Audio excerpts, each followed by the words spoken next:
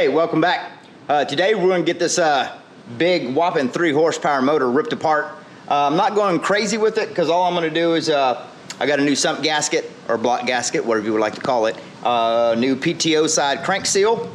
I'm going to check the one behind the flywheel and see what it looks like. I know the outside PTO shaft seal is leaking, so we're going to get that ripped off, get the carburetor ripped off, the exhaust ripped off of it. I'm not going crazy with it. I ain't even going to try and pull the head off of it.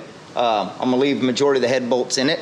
I'm going to give it a good pressure washing.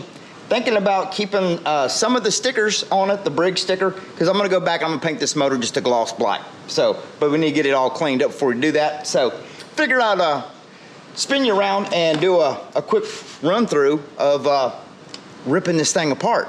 So, let's get to it. All right. Let's get after it. I got it on I did go ahead and drain majority of the oil out. I know there's still gonna be some in it, so I got one of these little cloth things down to try and catch it. Just make us a pile right over here. Air cleaner. Let's go first thing, see if we can get this exhaust busted loose. I did spray some, it's got a jam nut on it, and this pipe actually threads in, so before we get carried away, I'm gonna see if I can get that jam nut busted loose.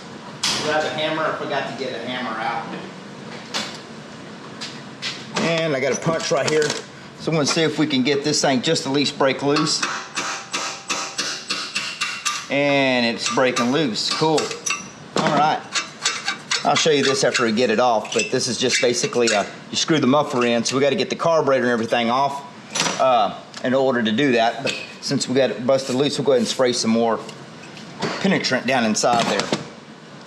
So let's spin it around here. Oh, look, and it's loose. Bonus. All right, now at the bottom down here's the bottom gas tank bolt. Oh, that's a 5/16. Do I have a 5/16?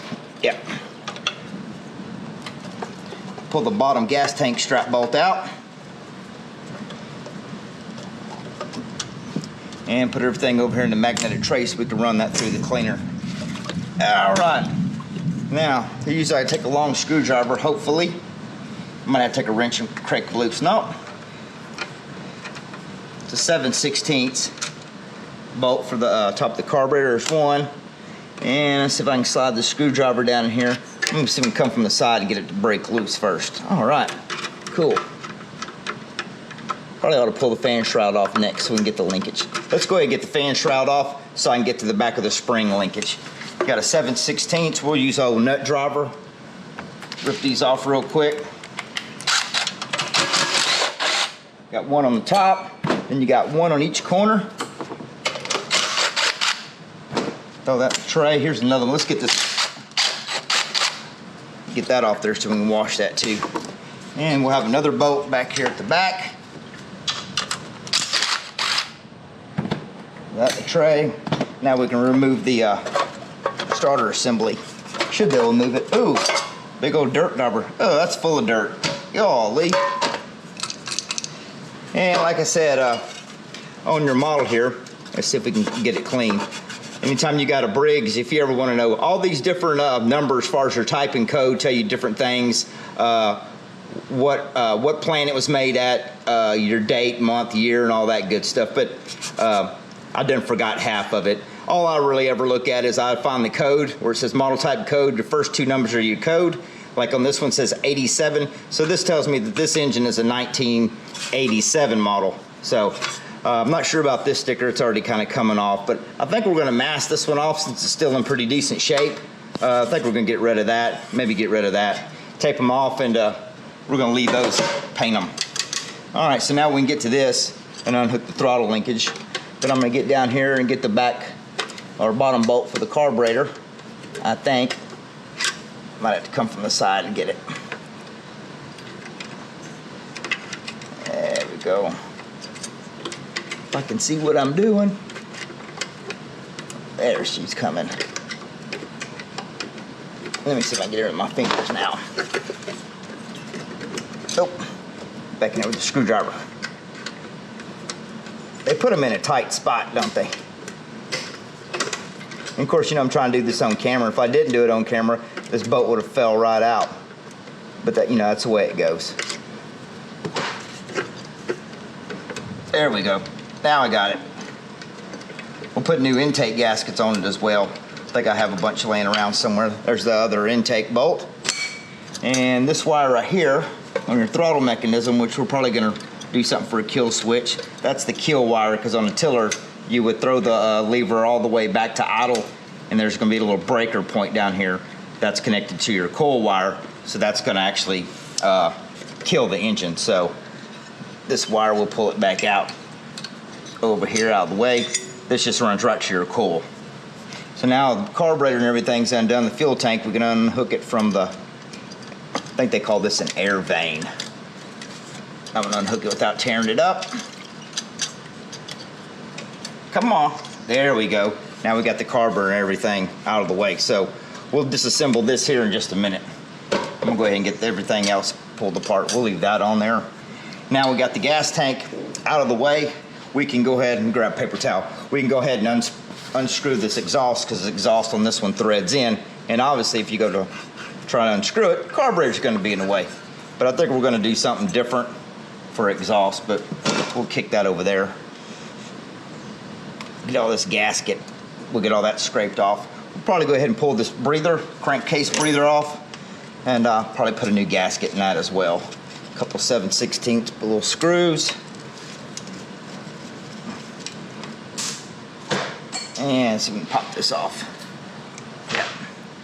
Yeah, that probably needs a gasket. Yep, it tore. So we'll get this all cleaned up, put a new gasket on it. So, but I want to spin it around and see what the inside of this thing looks like. This one does have a short shaft on it, and some of y'all might be wondering, it's like, well, how are you going to put a clutch on this since it's got a short shaft? A normal regular 5 horse or a Honda Clone or Predator, whatever, shaft normally sticks out like, let's just say 2-3 inches. If you find the right clutch that has a built-in keyway already in it, instead of inserting the keyway, those you can actually run those clutches inboard or outboard, and you'll have enough room. You have to put a longer bolt and a washer and all that, of course, but you can make one of these tiller motors or edger motors work on a mini bike majority of the time. All right, let's get these out. These are 7/16. Probably go get a long one for that. I'm gonna see what the inside of this motor looks like. Get on there. There we go. Yep, let me grab a long one. Dang it. All right, we got us a deep one now. We'll get these other 2 bolts out, which I might put short bolts back in it, because these long bolts with the stud on the end actually had a bracket to hold the belt guard, I think is what it was.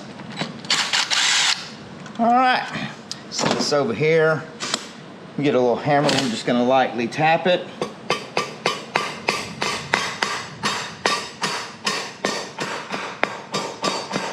There we go.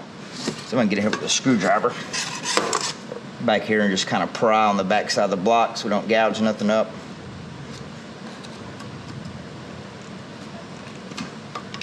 Man, this thing's stuck on there pretty good. Back here and pry on this little lip. Probably the dowel pin's probably got it.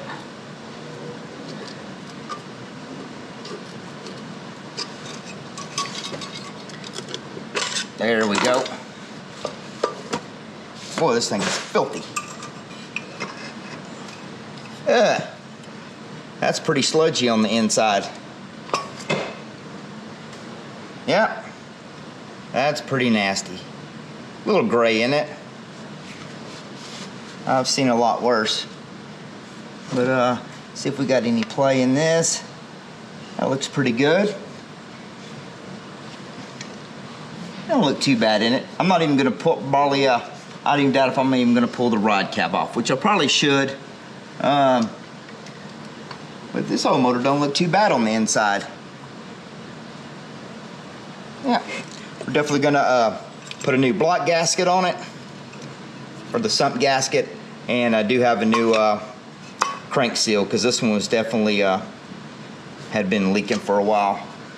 Let's see if we can spin around and see if the flywheel side has got any oil trail coming out the bottom of it.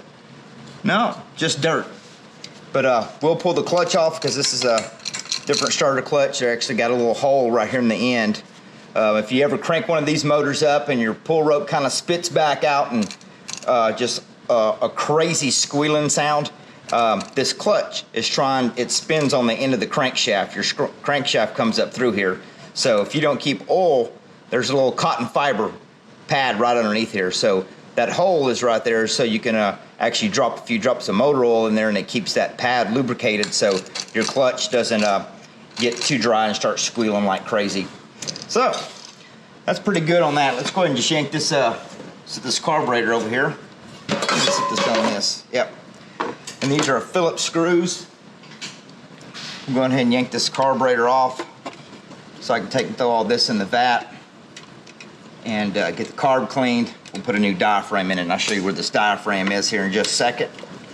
If you have never taken one of these apart, they're very simple, and a carb kit for one is pretty inexpensive. You got a base gasket, then you got your jet stuff right in the side, and you got a diaphragm that you replace. And normally it comes with a little spring and a washer. I'll show you all that good stuff. Get this throttle cable, what's left of this throttle cable, out of the way. Need to keep this bolt because that's probably how we're going to reuse the regular throttle. We don't need that, so we can chunk that. Get the screws out. Get a pair of needle nose here and grab these carburetor screws. You got 3 in this particular one that holds it in. This is your crankcase breather tube. Get it off without messing this boot up. Yep. We'll take this all off and throw all this in the vat. Take that apart in a minute. All right, so now the carburetor. We got all 3 screws out. Yeah. This one's kind of stuck. There we go. Pry it loose. Yep, definitely needs a gasket. Get out of there. This is your base gasket, what's left of the base gasket. And these you can actually take out. That's why they have octagon shape on it, so you can actually unthread these out of the boss of the carburetor. And I've seen people who have old carburetors, and they'll have a problem like trying to double stack gaskets to keep them from leaking. If your tank has got a good surface on it, what I do with these is I'll pull all the linkage and get everything off out of the way. I have to get the main screw out so you have a good flat surface on the bottom of here. And I have a real thick, fine plate, and I'll actually sit this on the carburetor after I got the nozzles, everything apart, and I'll actually wet sand real lightly, keeping the carburetor nice and flat both directions with real fine sandpaper. I actually wet sand these carburetors real lightly. Don't take a lot off. And if you just run it a few times, you'll see high sides and low sides, and as you're sanding it down, you'll get a nice true surface on these carburetors again. Now, I don't know if that's the correct way to do it or not. I've always done it and seem to have really good luck with the carburetor sealing with just using one factory gasket. So, like I said, you'd have to pull this linkage out, pull your pickup tubes out, and everything else, get all the linkage out of the way so you have a good flat surface to try and smooth this out. So, which I normally will check this one, but this one's not all pitted up and corroded, so we might be in good shape. But now we're going to pull this side cover off the carb, and this right behind the side cover is where your diaphragm is going to be. So this one actually has 4 screws, depending on what application. This is an older style carb. Usually the older style carbs just have the 4 little screws. Throw all these down here. Run all this stuff through the vat. All right. You get your screws out, then you have to pry this off. It has a little dowel pin that kind of keeps it in line. So I just come right underneath the edge somewhere. See if it'll pop off. I pop it off, it's gonna fly across the shop, watch. Come on. You know, any other time these things fall right off. Trying to film something and it wants to be a headache.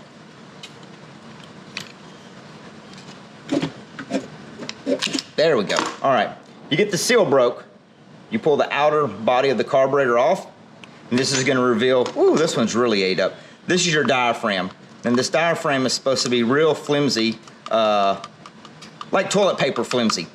So, and once it gets stiff, as the air passes through the carburetor and blah, blah, blah, this basically will pulsate, and this is what pumps your fuel. So when the diaphragm is real stiff and crunchy like that, you're not gonna get any fuel pressure and it's not gonna wanna run. So, like we've seen on this one, I was having to bottle feed it with brake cleaner. So, this is gonna get a new diaphragm, but you just take your diaphragm, basically only goes on one way, the holes line up, you get you a new one, and then behind the diaphragm is your spring and the spring retainer for your pump. So you don't want the spring rubbing into the back of the diaphragm. So when you go back together with it, you insert your spring, get it to stay in there. Then the little retainer cap for the spring that goes over the edge of it. Then you'll put your diaphragm back into place just like so. Line the little dial pin up right there. Put your cover back on. Go along and tighten all these down nice and evenly while you hold it in place so your gasket stays lined up. That's it. That's all it is to putting a kit in one of those. On the diaphragm side. Now we'll come over on this side, roll this choke out of the way. This is 1/2 inch, and I didn't get a 1/2 inch wrench. Golly. All right. Okay, now here is your mixture screw. So this is 1/2 inch. We're gonna break this loose. And this comes as assembly. You'll have a gasket. Down inside here you'll have your spring, another little O-ring, and usually there's a brass washer. The brass washer rides against the spring so it doesn't eat into the O-ring. And down inside the carburetor is going to be your jet. And this one actually looks pretty clean down here.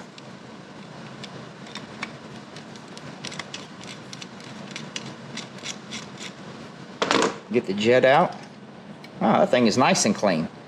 And basically it only goes in one way, just like so. Yeah, this carburetor is pretty clean. Just the diaphragm, even the needle actually looked really clean.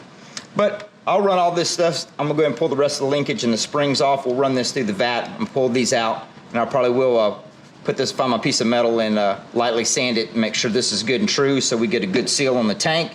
I'm gonna get the tank cleaned out, which is not too bad, but there is some trash floating around in it. So I'm gonna get the rest of this gasket stuff scraped off. I'm gonna go ahead and pull the clutch. Let's see. Yeah, we'll probably go ahead and pull the clutch off, flywheel off, give it a good bath, throw some black paint on it, and seal her back up. So I'm gonna get this done, and we'll see y'all shortly. All right, folks. Sounds a little different, ain't it? Well, today we're out here in the redneck paint booth. I ain't got it quite set up yet. I ain't got no power, I ain't got no lights out here, but anyway, I kind of got, I'll show you what I got going on. Anyway, eventually I'm gonna have a better fan system here to pull the exhaust fumes and overspray out, and I'm gonna have a filter on this window here so I can open it all the way and filter any bugs and dust and anything that comes out.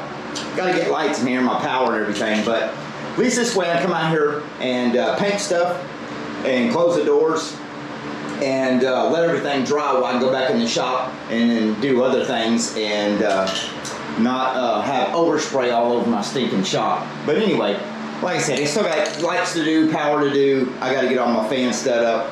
But for today, at least I'm going to get this thing painted. This is the 3.0 motor. I just kind of lightly scuffed everything. Let's see. I did go ahead and put the new side cover gasket right inside here. I usually copper coat them. Put a new crank seal in it. Got everything scuffed with the Scotch-Brite pad. I left that sticker on there because it was in still good shape, but I pulled the other ones off. So what we're gonna do today, I already got things scuffed. I got it wiped down with lycra thinner. It's dried in here for a pretty good bit. It's very humid, so oh well, it's whatever it is. But we're gonna hit it with some Rust-Oleum. Stinking airplanes again, God almighty. But anyway, we're gonna hit it with some there you go, fly over. I swear, every time. We're gonna hit it with some black Rust-Oleum enamel. So anyway, everything's good and dry, so we're gonna put a couple light coats on it. I already got this stuff shaken up pretty good. Got everything taped off, so let me see if we can make it shiny.